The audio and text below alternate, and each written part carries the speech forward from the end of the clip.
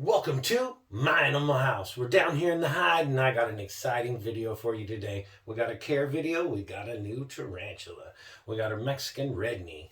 So we're going to set up an enclosure for him today. He's a subadult to an adult. I'm not sure exactly his age, but we're going to set him up in his forever home today. I'm going to go over the substrate and that kind of thing. These tarantulas come from the Pacific coast of Mexico. Pretty good sized spider. They get about 5 to 6 inch leg span, and we're just going to set him up today. We're going to get him going with we're going to go over the substrate like I said, and we'll go put some little decorations in there, get him a water dish in there and that kind of thing, and get him set up and talk about his enclosure. So stick with us and let's get going. All right, here we go. This is the enclosure that I decided to use. I think it's 20 by 10 by about 8. So we are going to fill this up about halfway with substrate because this is a burrowing spider, so it is a ground dwelling spider. It will climb sometimes up onto the sides and up onto the top of the screen, and if it does, you need to be aware of where your spider is when you do open your enclosure using a screen top, because you don't want to disturb your spider and make it fall. So other than that, this is an ideal size because these spiders are a heavy-bodied spider. So if they fall from any kind of a distance, that it's not good for them, not healthy whatsoever. Even when you're handling them, you want to handle them over their enclosure. Maybe sit on the ground to where, if something does happen, they don't have, very far to fall. Because like I said, it will injure them because they are a good-sized bodied spider. So we're going to get this situated. We're going to get some substrate in there. And I'll show, like an arboreal spider is going to be a lot taller of an enclosure, and I'll show one here. And then, so this one, like I said, is an arboreal spider, or a burrowing spider, so he's going to be down low, so he don't need a lot of height, so I think this will be ideal for him. So I'm going to get some substrate in there. We're going to decorate this enclosure, and we're going to get the spider in there, so hopefully this helps. All right, here we go. We'll get to the substrate part of this video, and this is it. We're going to mix it up. We got to do it ourselves. You can't buy that stuff. No, just kidding. You can do whatever you want. But what I do is I use some sphagnum moss, get it all moistened up, just to where it's not so dry. It comes in those little compact packages. And we got some peat moss. With the peat moss is what I do. I put it in these containers, and I do freeze it. Throw it in the freezer for a couple weeks. I do the same thing with my Eco Earth. When I get the blocks, I freeze them for about 2-3 weeks before I use them. I don't get near as many of the gnats and that kind of thing that come along with cocoa fiber. And then there's no, you know that it's pest free and that kind of thing. And the freezing will help kill some of that stuff. So the peat moss I always freeze, and the Eco Earth.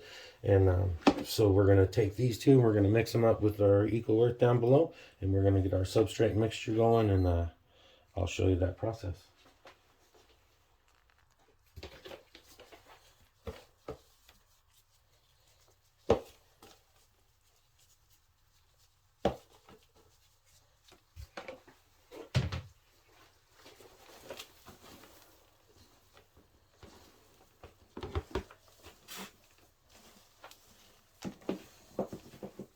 Peat moss is a little dry, but I just mixed up the Eco Earth, so this will help kind of balance it out to where it's not too moist. And then again, it won't be too dry either, so I'll add some more Eco Earth to that.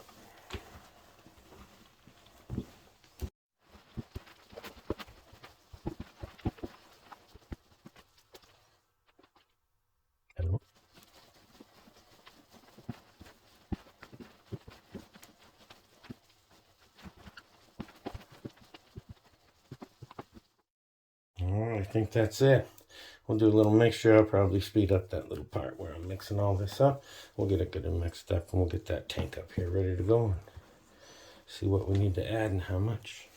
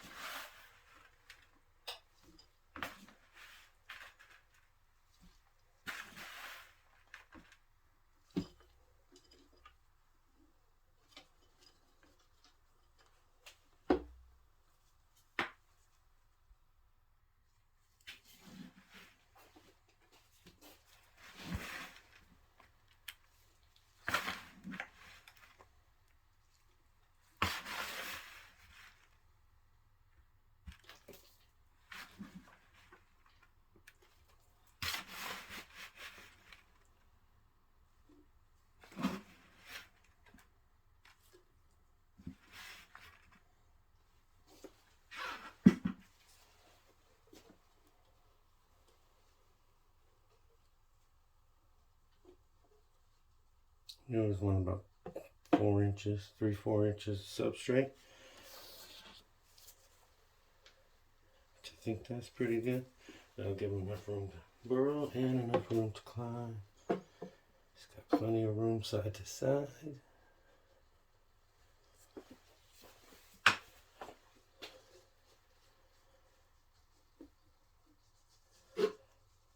And that's basically the gist of it. The rest of it's kind of how you want to decorate it. You know, the water bowl, I'm going to start off small. I'll probably use something a little bit smaller. We'll get into that. I'll change the view here in a minute. We'll get going. Alright, so let's start decorating. Let's talk about water bowls real quick. See, I got this one right here, which is a pretty good size bowl. I can keep it pretty shallow and the crickets and stuff can still get out, but it takes up a lot of space.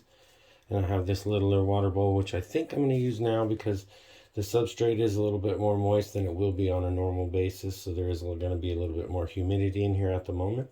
So I think I'm going to go ahead and I'm going to place just the smaller water bowl in here for now.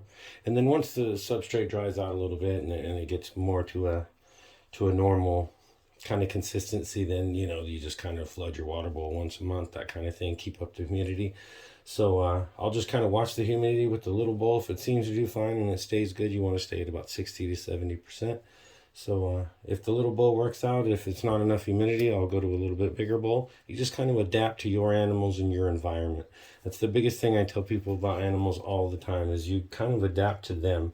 You know, I mean, you give them their basic care and that kind of thing, but you always got a picky animal that's going to want to do this, that, or another, especially snakes. I breed snakes. Man, I got some snakes that got to eat, you know, in the tub. Some will eat out of the tub. Some will eat, you know, it's just crazy. Frozen thawed, some eat live. It's just all nuts. So you just kind of adapt to your animals, just like we're going to do here. So we'll use the smaller water bowl. Like I said, if the humidity goes down, then we'll use a little bit bigger bowl or flood it a little bit more. We just kind of adapt to that. So that's kind of how we're going to roll with that. And then I got this little collage from a fish tank kind of thing. It's pretty green. I think I'm just going to kind of throw it here in the corner, I think. Just to give them a little bit of something to climb on here. Make the tank look good. Of course, I got my half moon log. We're going to make a little hidey hole here for him. So what we're going to do, we're kind of going to put it in here. And then I want to grab some substrate a little bit, so I can pack the back to make it more secure for him. And make it kind of look more like him or her, I'm not sure. But make it look a little more natural.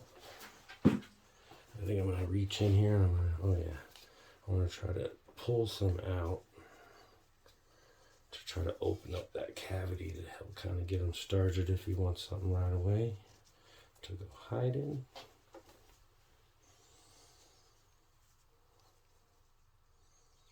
I think just a piece of cork. Let me see. Oh yeah, got a good sized piece of cork bark here. We're just gonna kind of just throw in there for a little color change. And I think that's it. All we got to do now is just add the spider. Let's get ready. All right, this is our basic setup. Hold on, I do got this little cute tree here. Came out of nowhere. See that little one? I think I'm gonna throw him over here in the corner.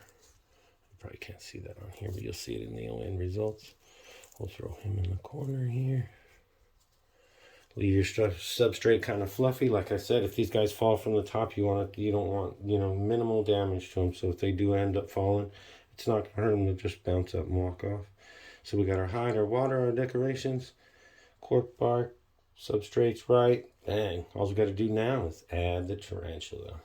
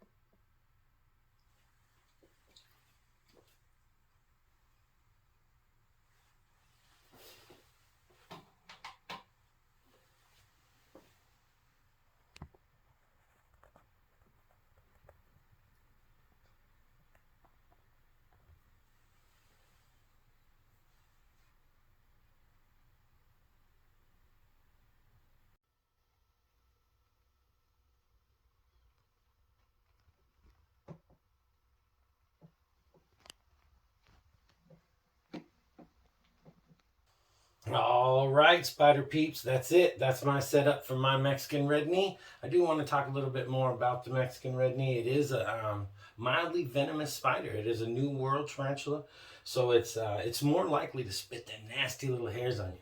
You get them little hairs all over your hands, touch your eyes, stuff like that. It can be very nasty. So always make sure if you do handle your tarantula to make sure to wash your hands really good and that kind of thing before you touch anything. And if it seems aggressive and that kind of thing, if you go to hold it, just, maybe not hold it. I have tarantulas I hold and I have tarantulas I don't. You just kind of go with the animal and how it's going to take to the handling. So always make sure to take care of your animals the way that they need to be taken care of, not the way you want to take care of them. Keep spidering.